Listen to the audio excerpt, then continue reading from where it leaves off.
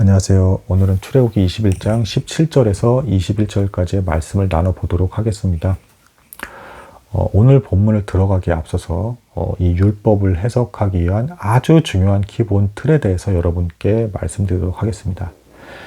율법을 보시면 반드시 우리의 죄가 드러나게 되어 있습니다. 그럼 우리의 죄가 드러나면 거기에 대해서 하나님께서 벌하시고 징계하시는 모습이 나와요. 그럼 이 모습을 보고 우리는 공포감을 느낀다라든가 아니면 하나님은 뭐 이렇게 무서워? 라는 형태로 잘못 깨닫기가 쉽습니다. 이것은 전형적으로 율법을 잘못 접하는 그런 자세가 되겠습니다. 사실은 이 율법점을 잘 살펴보시다 보면 벌을 하시는 하나님의 모습 속에서도 사랑과 자비와 긍휼을 베푸시는 그것이 항상 함께 가는 것을 반복적으로 확인하게 됩니다. 무슨 얘기냐면 여러분께서 성경을 보실 때 뭔가 벌을 내리실 때 무서워 보이시는 하나님의 모습이 나올 때 그 무서워 보이시는 하나님의 이면에는 사랑과 긍휼과 자비를 풍성하게 베풀고 싶으시는 하나님의 성품도 함께 있다라는 것입니다. 그걸 같이 발견하면서 본문을 이해하셔야 된다라는 것입니다. 예를 들면 요한복음이라든가 요한 1, 2, 3, 4를 보실 때 거기에는 하나님의 사랑과 자비와 긍휼이 넘치는 듯한 본문 내용이 정말 많습니다. 하지만 반대로 사랑과 정의와 긍휼의 모습이 너무 잘 보이는 그런 본문 속에서도 거꾸로 죄에 대해서 극히 혐오하시는 예수님의 모습, 그리고 더 나아가서 십자가의 구원 사역조차도 우리는 나음을 얻고 하나님의 사랑과 자비와 긍휼의 풍성한 그 은혜를 누리면서 구원에 이르게 된 것이지만 반대로 예수 그리스도께서는 우리의 죄값을 지불하시느나 하나님의 저주와 진노 아래 있어서 엄청난 고통 속에서 죽으실 수밖에 없었다는 정의와 공의를 이루시는 하나님의 모습이 같이 있다는 걸 항상 염두에 둬야 된다. 십자가의 구원의 도조차도 우리에게는 사랑과 은혜였지만 예수 그리스도께서는 저주와 고통과 그리고 사망이었다. 그래서 정의와 공의를 이루시는 하나님의 모습과 사랑과 긍휼을 이루시는 하나님의 모습이 항상 함께 있다. 십자가에서부터가 그렇고 모든 성경 본문이 사실상 그렇다.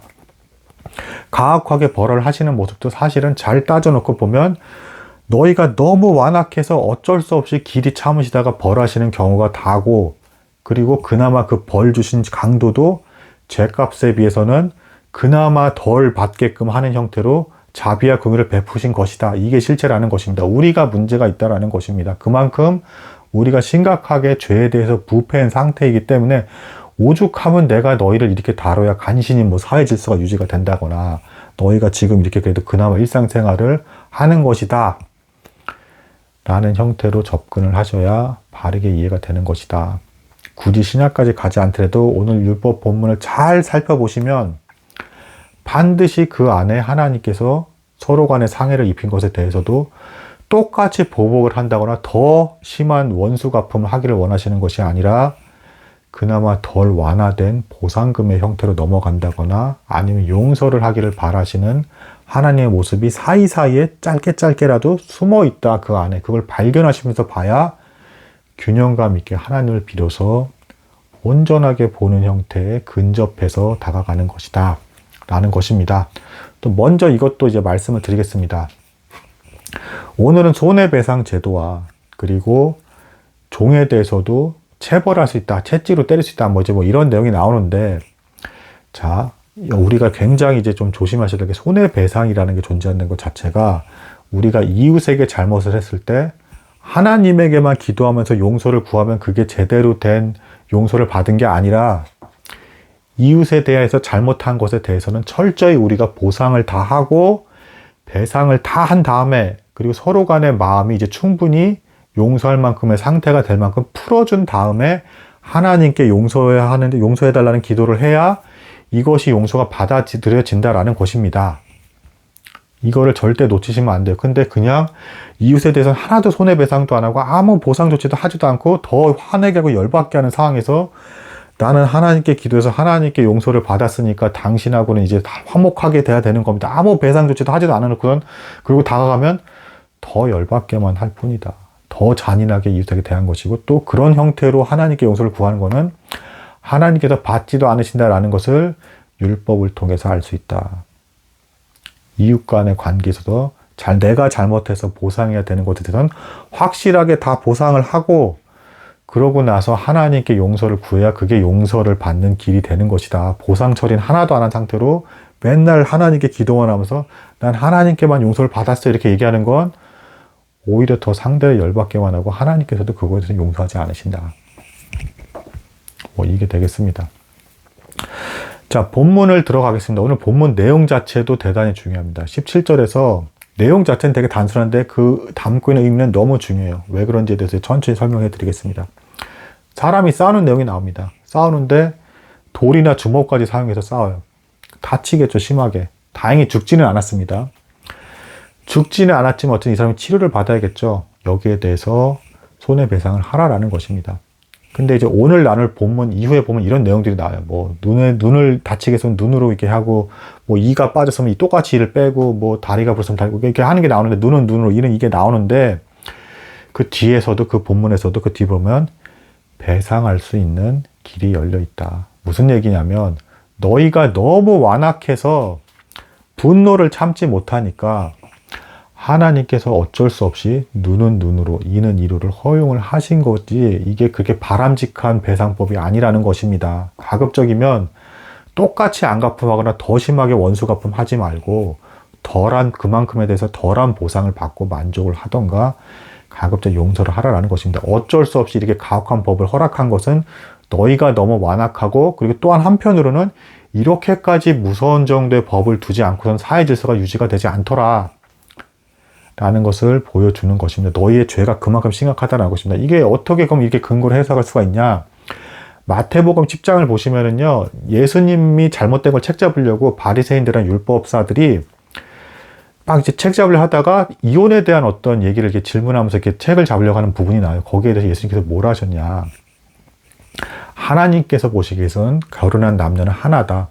분리할 수가 없다. 사람의 힘으로 절대 분리할 수가 없다. 다만 가늠한 영고 외에는 절대 이혼할 수가 없다.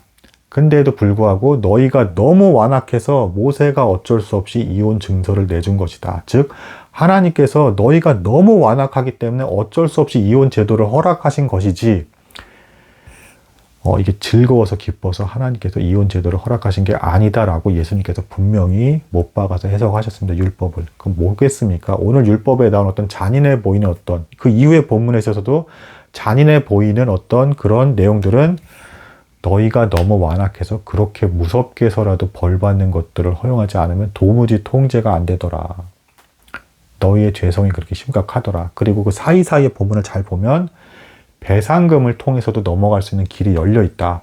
뭡니까? 똑같이 안 갚음하지 말고 가급적 너희 화를 누그러뜨리기 위해서 덜한 정도로서 이렇게 적절히 이렇게 무마하는 형태로 만족하고 화목하기를 힘써라. 가급적이면 아예 용서하면 더 좋고 그 의도가 율법 안에도 담겨 있다라는 것입니다. 그래서 이제 맞아서 다친 사람이 배상금만으로 만족하고 그걸로 율법은 이제 용서할 수 있는 길이 열려 있다. 똑같이 때려가지고서는 내가 눈을 이렇게 했으니까 너도 눈을 똑같이 맞아서 이렇게 해야 돼. 그것도 물론 율법에서 허용을 하고 있지만 그거를 하나님께서 기뻐하지는 않으신다라는 것입니다. 그리고 이게 왜 중요하냐? 손해배상이 허용이 됐죠. 이게 왜 중요하냐면 하나님께서 우리를 구원하실 때 손해배상의 형태로 구원하셨다. 무슨 말이냐? 예수님께서 구원하신 방법이 율법을 완전 폐지하고 율법이랑 전혀 상관없이 나는 완전 새로운 형태로 너희를 구원할 거야. 이게 아니라 예수님조차도 율법 속에 담긴 의미, 율법의 요구를 철저히 이행하시고 다 지키셔서 손해배상의 형태로 우리를 구원하셨다. 율법에서 그걸 허락하기 때문에 만약에 금전적으로 보상을 해서 이 사람이 죄에 대한 문제를 해결할 수가 있는데 돈이 없다 그러면 친인척을 통해서 돈을 빌려서 갚으면 허용이 되는 거거든요. 해결이 되는 거거든요. 마찬가지로 예수 그리스도께서도 우리 대신에 율법을 지켜주시고 그 율법의 요구를 이룬 그 의를 우리에게 주시고 또한 죄값을 그의 피의 보혈로서 죄값을 지불하셨기 때문에 손해배상의 형태로 율법의 요구를 이루셨기 때문에 그걸 우리가 믿게 되면 구원을 받는 것이다. 율법에서 이미 손해배상, 보상하는 형태의 구원을 인정하고 있다는 것입니다. 그래서 율법에서 이걸 허용했기 때문에 예수 그리스도의 구원의 방식은 유효하게 역사를 하는 것이고 우리에게 의미가 있게 되는 것이다. 그래서 이게 이상하게 들릴지 모르겠지만 구원에 이르는 길은 단 하나인데 율법의 요구를 이루는 것밖에 없다. 근데 이게 두 개처럼 보이는 이유는 우리가 율법의 요구를 도무지 이룰 수가 없기 때문에 예수 그리스도를 믿는 형태로 예수께서 대신 율법의 요구를 이루신 것에 의지해서 구원을 받기 때문에 마치 두 개처럼 보이는 것이다. 근데 예수님을 믿는 구원조차도 사실은 냉정하게 얘기하면 예수님께서 율법의 요구를 손해배상의 형태로 다 이루셨기 때문에 그게 가능한 것이다. 결론은 뭡니까?